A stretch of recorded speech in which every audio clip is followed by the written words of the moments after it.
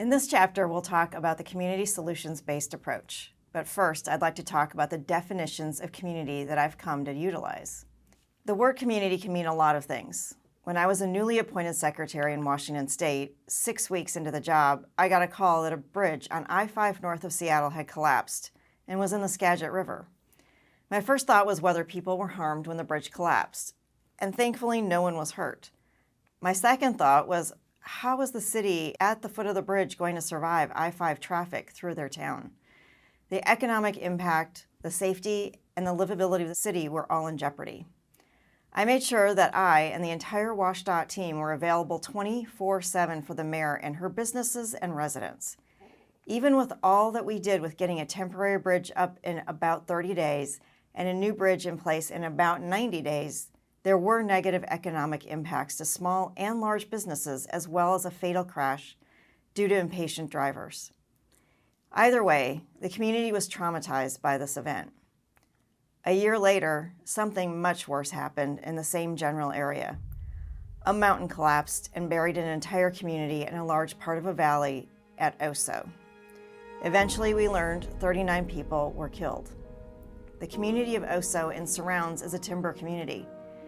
It's really quite anti-government. I made sure that we did not put barriers in front of them during search and rescue, which included allowing them to build an emergency access road with their equipment over private and state land with our gravel. Each night I would drive 5 hours to the community isolated on the backside of the slide in Darrington to show my commitment to them.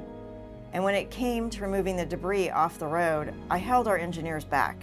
This wasn't about how fast we could move, and told them we were going to hold town halls because the community was in shock and needed to give us input. There were still bodies missing. In the end, we became the most trusted government entity because we took their input and cared about things that were not in our authority. Lastly, there's the very specific drama of the predominantly Black community of Albina, which we've talked about in Portland, that found out through the grapevine that the City of Portland Bureau of Transportation was going to repave the road through their main street, called North Williams, and restripe it to make a bike lane. This was a separate project from the one that we've previously covered. Just another example of a community consistently left out of the process. There had been no community input because it was just a preservation project and nothing was changing, quote unquote. With all good intent to add the bike lane, the Bureau could not believe that the Black community's ire that they were going to do this work. They had not asked for the bike lane. The white cyclists who lived to the north of the Albina neighborhood had requested it. The Albina residents had been asking for complete sidewalks in the corridor and safe crossings to get to school, church, and the hospital for 2 decades or more, and never had gotten the city to prioritize them. They felt left out and left behind. In the end, the city did both projects. Community can mean different things. You have to define the culture, the past trauma, the history, the thought leaders, etc., so that you know how to build trust.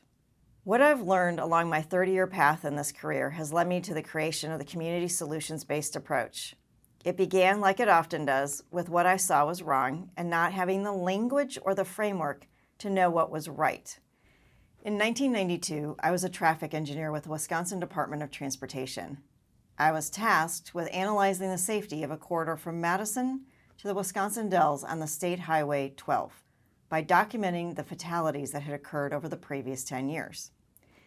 In the name of safety for travelers to a popular vacation destination, the Wisconsin Dells, approximately 50 miles northwest of Madison, the State Secretary of Transportation, Chuck Thompson, announced that Wisconsin DOT was moving forward with a project on State Highway 12, a winding 2-lane country road from Madison through Sauk City to the Wisconsin Dells.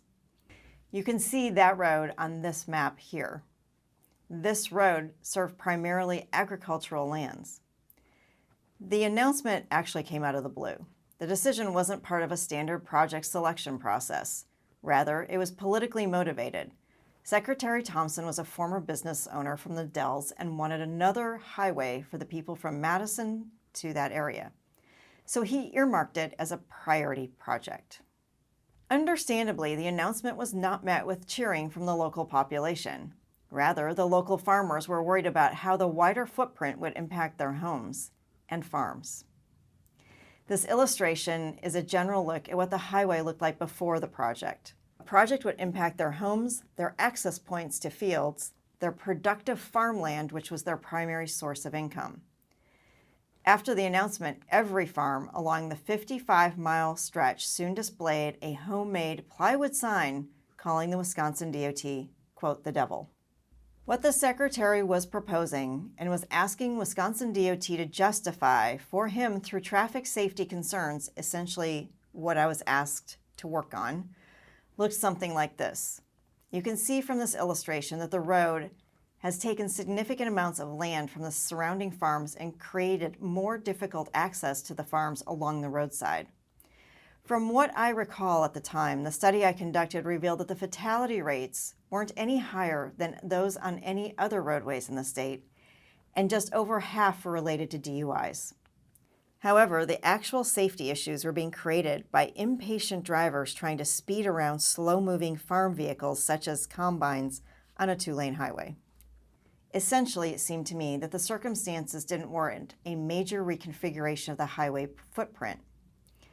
Having been raised with a conservation ethic in which one would strive to understand the system as a whole rather than focusing on the narrowly defined issue, I asked upstream questions about whether a fast, straighter highway that cut through farmland was the only solution to the safety problem. Since there was no one but the farmers challenging the impact, I didn't know how to find an alternative that would satisfy both community members and the DOT. Because of this, I decided not only to leave the DOT, but I went and got a degree in urban and regional planning. This project plagued me for years. Luck would have it, I was reminded of the project from a whole new perspective a few years later. In the late 90s, I was attending a Railvolution conference and I heard Walter Kulash speak.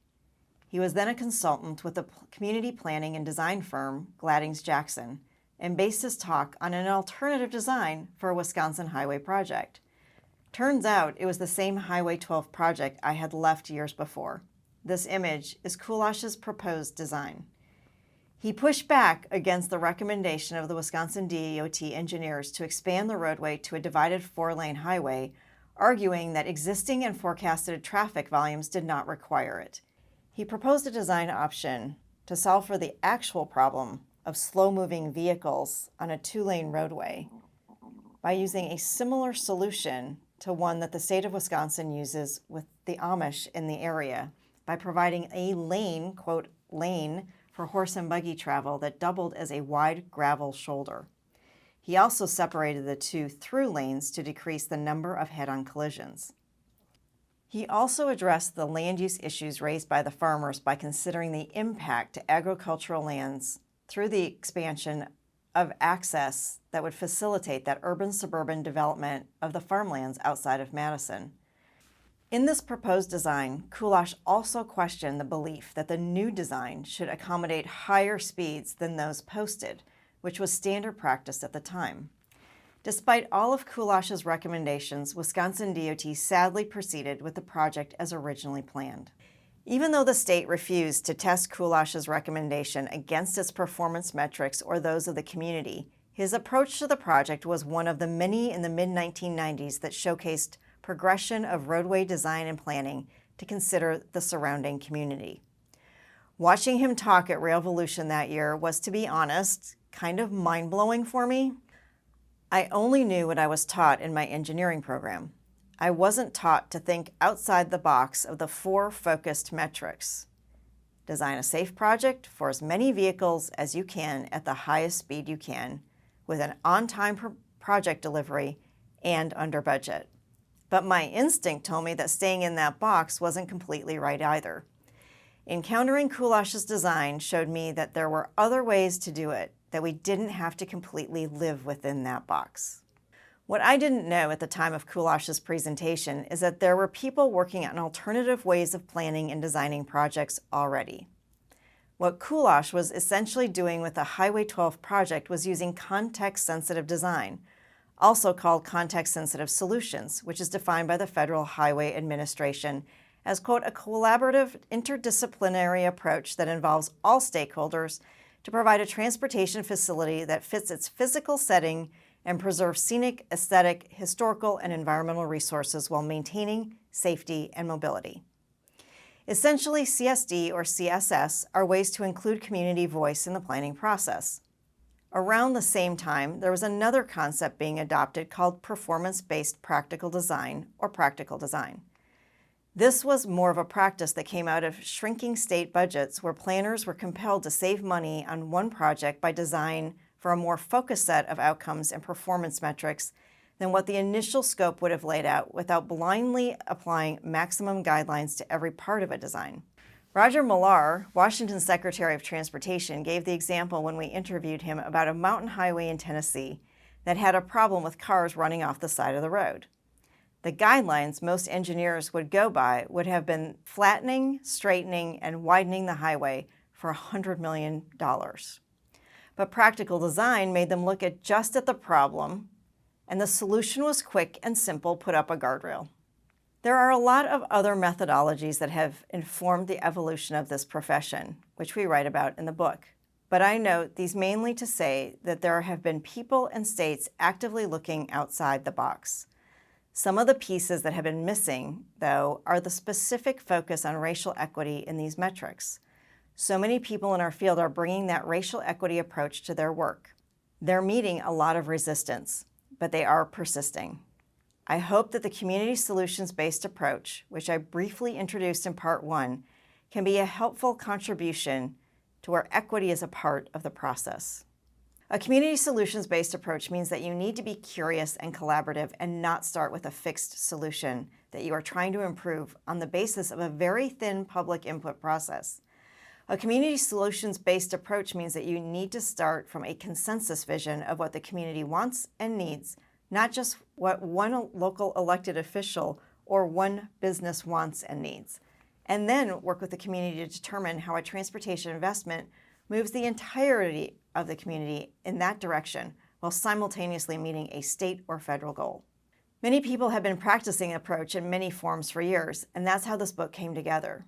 We based it around specific projects and people and organizations that approach their work in an inclusive and equity-driven way. And now that I've given you some insight into how I got here, I want to bring in another case study, one that we used to show how the community solutions-based approach can be used. This project came to us through our collaboration with Veronica Macbeth, who served as an advisor to us on the book. She's currently a senior advisor at the Federal Transit Administration.